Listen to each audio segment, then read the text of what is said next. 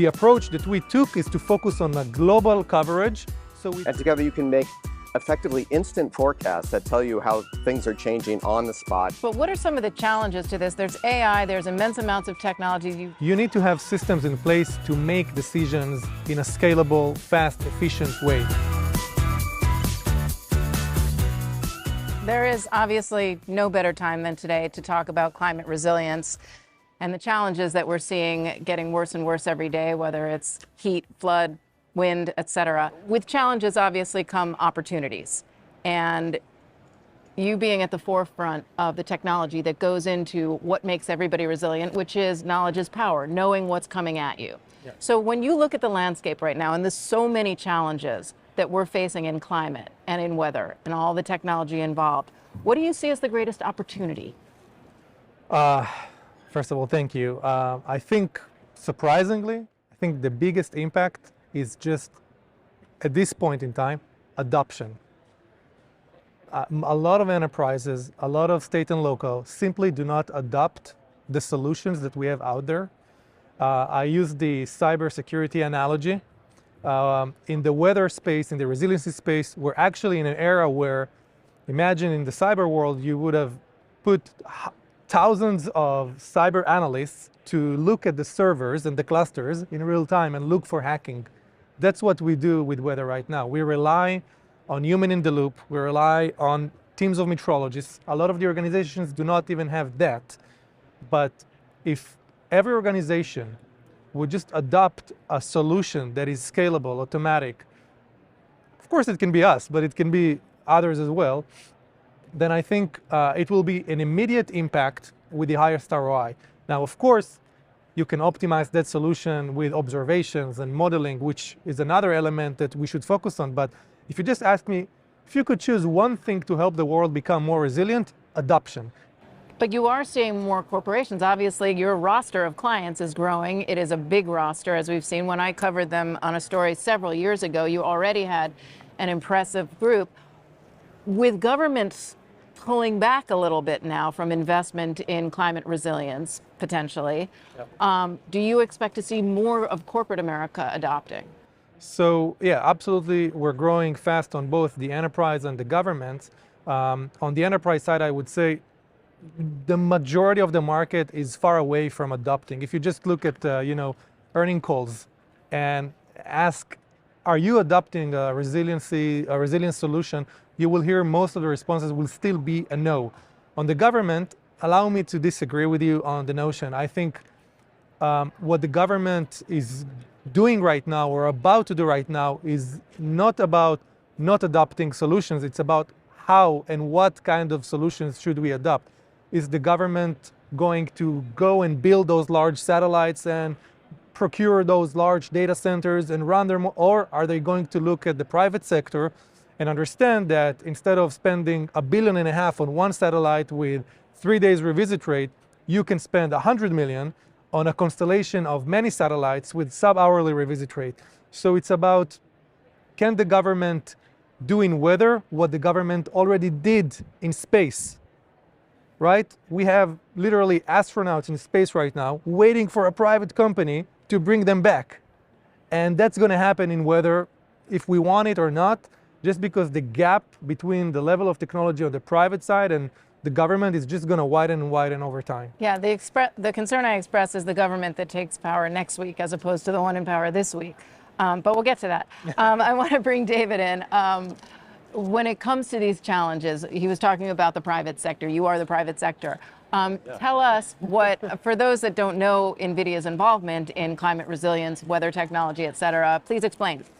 Yeah, so NVIDIA has our own project called Earth 2, inspired by our CEO, Jensen Huang. His vision is to, like everybody else, he wants to save the Earth and make everything better. And we have been developing our Earth 2 project for a number of years now, about 3 years. What we do is we bring together artificial intelligence, advanced ray tracing visualization, accelerated computing, and we're trying to use those tools to make the AI weather models, which are just an emerging technology, more available to everyone so that they can more easily, predict the future and predict extreme weather, predict climate change. And make themselves more resilient to these changes. But and I'll start with you, but I'd ask you both, but what are some of the challenges to this? There's AI, there's immense amounts of technology. You've just launched much more technology as you're announcing today, but we still are not getting what we need to know immediately when it comes to wind sometimes, when it comes to flood. We've seen the worst flooding we've ever seen in North Carolina. We are now experiencing wildfires due to wind shear that seemingly was unexpected, or we didn't know which way it was going, or maybe you would have. Let's address that first. How are we there yet is the question. Well, obviously we're not there yet. It's a complex issue, and you can't put the blame on just one thing. But we can take advantage of the opportunities that are coming our way. And artificial intelligence is this amazing transformation that's occurring right now. It's giving us an opportunity to build entirely new tools. And those tools, like we're working together with tomorrow.io in order to make these sort of like real-time forecasting predictions. So they have this amazing satellite data, and they're working together with us to build with our core diff AI downscaling models. And together you can make effectively instant forecasts that tell you how things are changing on the spot at the moment at one location where you need this information. So if you have these models like over Los Angeles where these horrible fires are occurring, you might have a better chance of predicting which way the winds are going to blow and do a bit better job of fighting the fires. I'm not saying they're not doing a great job. They're doing an amazing job, and it's an impossible situation. But this is exactly the sort of thing we're trying to target to make sure people have the information they need in these sorts of situations. And how is your new technology going to improve on what you already do? Yes, so just to expand on that, first of all, the way we view AI, it's an enabler, okay? And we need to understand that putting aside AI, a model alone is just part of the solution. To become resilient, an organization, if it's first responders, if it's a city, if it's an enterprise, a utility, you need to have systems in place to make decisions in a scalable, fast, efficient way. That part has to be covered by a modern product that supports the decision makers. This is one piece. It's not necessarily related to AI. Of course, this piece has to be fed by accurate forecast and rapid refresh forecast. This is where the AI comes in. So for us, what it does, it helps us by leveraging GPUs, by leveraging a lot of the architecture that we've been brainstorming and working together with NVIDIA, we've been able to run these models much faster, much cheaper. But eventually, it's really important for everyone to understand that AI models at this point in time primarily help us do things faster and cheaper, but it's not like a 1 to 2 type of improvement on accuracy. The level of improvement from accuracy that everybody's aspiring for is going to come mostly from the observations, the data. For example, let's look at the fires. You want to know in real time where the fire starts. You want to know the wind patterns in real time so you can tell where it's going to head. You want to know where the wind is going to be next week because you want to alert, for example, Utah that smoke is on the way. So this is where observations are really going to make the difference, and that's where our technology, which is going to provide, it's already actually providing global coverage for training the models, initializing the models. This is where it really fits into the AI models. But again, the AI is an enabler, it's a connector, it helps us move faster from observations to a decision, but it is part of the full stack. It's part of the chain of all the solutions you need for the organization to become more resilient. But what I find so interesting about your technology is not only do you know where the storm is headed, but you know how much rainfall is going to fall at any given time. Had that technology been adopted by local governments, local municipalities, say in North Carolina, would they have known what was coming? Because we knew there was a hurricane. You can see that hundreds of miles away, thousands of miles away. But everybody seemed kind of blindsided by the water. You're absolutely right. It's not, they knew, we knew. Meaning mostly in the US, the weather forecast per se, in most of the cases, is not necessarily the challenge. Yes, you can optimize the accuracy. Yes, you have edge cases where the forecasts fail us. But in a lot of the events we're seeing, it's about who gets the decision. Did they get the right information at the right time with the right recommendation? Were they focused elsewhere and miss that event. And this is where you need the systems in place that we're talking about. So you can know, 3 days in advance, okay, something is evolving. I need to be aware. Let's track it. Let's spread the information across the organization. So it's a lot about what and how you do with the data, how you translate it into insights versus necessarily just the weather forecast accuracy itself. By the way, in most of the parts in the world, it's also about accuracy. But in the US, we're thankful that agencies like NOAA and NASA invested billions of dollars over the years in building solutions that help us be privileged and relatively safe when it comes to weather. So how are your current clients, how is the data that you're giving them informing their decisions specifically? And I'd ask NVIDIA, how, after you answer that, how you are.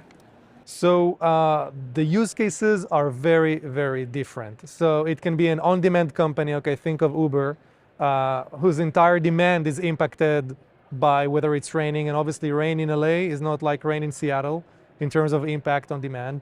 It can be JetBlue around managing the icing in all the airports they operate in. It can be a large railroad company that suffers from derailment, and the derailment usually are a result of a crosswind. Every company has a different set of challenges. However, resiliency, meaning the ability to make the right decision at the right time, most of the time translates to money and safety. And safety usually also correlates to money. So top line opportunities, whether you capture opportunities in the market, bottom line opportunities, whether you avoid damages, and of course, safety. When you avoid a derailment, it's about the safety of the driver, but it's also about the safety of polluting the nearby river and the money, right? It's a damage of north of $2 million every time you have such an accident. So different use cases. Again, when you have a platform that can address the different use cases, you can build a solution that at scale can be adopted across the entire market. And what about NVIDIA? How does it inform your decisions? Well, NVIDIA's role is to basically make the technologies that make it possible for people like him to do amazing things. So we're always making more advanced chips and more advanced systems and pushing the research frontier to show what's possible, to demonstrate what AI can do in order to enable people to do things that you couldn't do in any other way. And so AI allows us to do that, it allows them to do that, and then we partner together with them closely to make sure that we're using our technologies effectively to help them and get them where they need to be. Given, for your clients, have they continue to come back, you continue to have business and your business is growing, have they seen real tangible return on investment from this? Absolutely, yeah. One of the things we love doing when we engage with customers, we come with a very consulting type of approach where we build the use case. We actually have here Cole. He's the expert of it. Very fast in a conversation with a customer, we can understand the dollar amount of not making the right decisions at the right time. I gave the example of what happens when a railroad company has a derailment. But very few people understand that most of the damage can actually happen from the opposite scenario, where you just stop the trains for an entire day and you have a huge downtime and you just don't ship. And these guys, they power UPS, they power FedEx, Amazon, and when they stop, everything else stops. So they lose a lot of money. So sometimes it's, the government job is about saving lives. Our job is not just about safety, it's also about how to optimize these businesses, and that innovation enables us to improve uptime, which is something that people don't necessarily think about when it comes to weather. Everybody thinks about disasters, right? I want to touch on competition in the space. Whenever I do stories on small climate startups, I guess you're still a startup, 9 years old. They all say, oh, we welcome the competition because everybody wants to save the planet. But you're a business, you're a company. Just today when I was sitting here waiting for this, I got a pitch from another company that launched some kind of technology on a SpaceX rocket this morning that's supposed to measure thermal heat, fire and thermal heat, et cetera. As this space begins to grow, just as we've seen climate risk firms that do all sorts of modeling on risk modeling, and there's a cottage industry of these, putting their numbers on residential real estate, commercial real estate on Realtor.com and on Zillow, and climate risk scoring seems to be a big thing. But when you talk about weather modeling and climate resilience in that aspect, and you see more competition in the space, I know you're going to say you welcome it. But what do you see down the pike for competition in this space and for tomorrow.io? First of all, I don't welcome it. No, I'm joking. I'm joking. But I think, first of all, the solution must be holistic.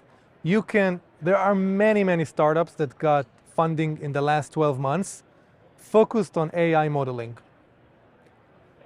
100% of our customers will not use AI models. They need a software product that will help them make decisions at scale. These AI models, different AI models, will be cheaper and faster, but eventually the difference between them on the accuracy level will be marginal, because everybody's going to train on the same data, everybody's going to initialize with the same data. So what I'm trying to say is that, unfortunately, and I'm saying it with all seriousness because I didn't have gray hair before we started tomorrow. To really make an impact, you have to capture the full value chain. It's from the observations in space, through the models, all the way to how to help Delta cancel or postpone a flight. And I still don't see anyone taking the full breadth of the challenge. When it comes to observations like the one that you mentioned, I think the challenge is how to build an infrastructure of observations that has global coverage, because it's very easy to put something in space that has low revisit, meaning that it comes over LA once a day or twice a day.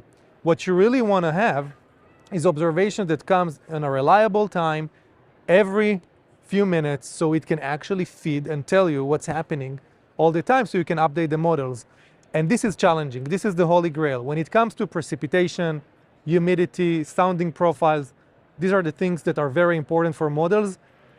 The approach that we took is to focus on a global coverage so it can impact Mumbai, New York, Rio de Janeiro, middle of the ocean at the same level, with persistence and with predictable solution. And your technology is every 5 to 10 minutes? No, right now we're targeting in 25 to go below 1 hour, sub-hourly revision rate, which is a revolution when it comes to the kind of observations that we bring to the table. 5 minutes is something that, if we continue growing, we might get there by the end of the decade. But and that's David's job. And that's what I want to ask you is, what is the technology we don't know about yet? What is AI going to bring to us that you can give us a glimpse into? Well, I'm not allowed to say. No. Yeah, I mean, AI is changing everything, and it's changing very fast. Every year the available compute is doubling or getting much larger, and it's an exponential growth. So every year more is possible. With AI, artificial intelligence, these things get more intelligent, they get more powerful, they get more useful, and we're like happy to enable all of the companies that are focusing on this issue, because it's very important. Well, we do have a great deal of confidence for our next 3 chip generations. If you're curious about that, we know how they're going to pan out, and we have great confidence. We know how to build them. I've learned that from some of the other people that have given talks from NVIDIA, but I don't have the deep inside information. They keep that closely to the chest. I don't want to end on a sour note, because I know I'm going to get the wrap really quick. As I said, we are coming into a new administration next week that is not particularly climate friendly, that does not seem to be ready to invest the way the current administration did, whether it was IRA funding, whether it was clean energy, whether it was, climate resilience even. Now, in this new world order that we are in, and we're seeing some companies pull back from ESG as it was already, and pulling back from climate pledges, do you see, when it comes to climate resilience, that there will be a parallel pullback in interest and in investment? Or do you think companies know we need to do something to protect our assets and it's just money? It's as simple as that. My personal take on it is that money talks eventually. If you want to go and build many buildings in Seaport in Boston, go ahead, do your investment. Let's see what happens in a few decades when the sea level rises. In our context, the impact of what we do, we're more a weather versus climate company. The resilience. Weather is climate, isn't it? It's part of the climate, but I mean the time horizon we're talking about, you can't argue if a hurricane is coming. It's coming. Like we're not. It's not for debate. Let's put it. It's easier to validate the hypothesis, and in that context, I think you just look at the numbers. We can show a chart of the number of north of $1 billion disasters. At the beginning, it was once every 45 days. In the last 12 months, it's one every 11 or 12 days. Right. You can't argue with that. This is data. Now you have to put solutions in place. Now, how to manage this reality in this new administration mandate and philosophy? Again, the solutions that we bring, and I encourage every entrepreneur that is entering the space of, let's call it sustainability, or, don't tell stories. Make an impact. If you save a company money or you create a revenue opportunity, people were going to buy your solution. Investors are going to invest in your business. And it doesn't matter if you are a swimming business or a satellite business. And I think that what we do is it's saving money for the government. If the NASA GPM is a $1.5 billion program, and our constellation is sub $100 million, but does better for the entire world at revisit rate that is sub-hourly versus daily, you're a businessman. Make the right decision for the country. It's a great way to end it, on business. Yeah. That's what I like. Thank you guys so much. David, I know you're jetting. Thank you so much. Great.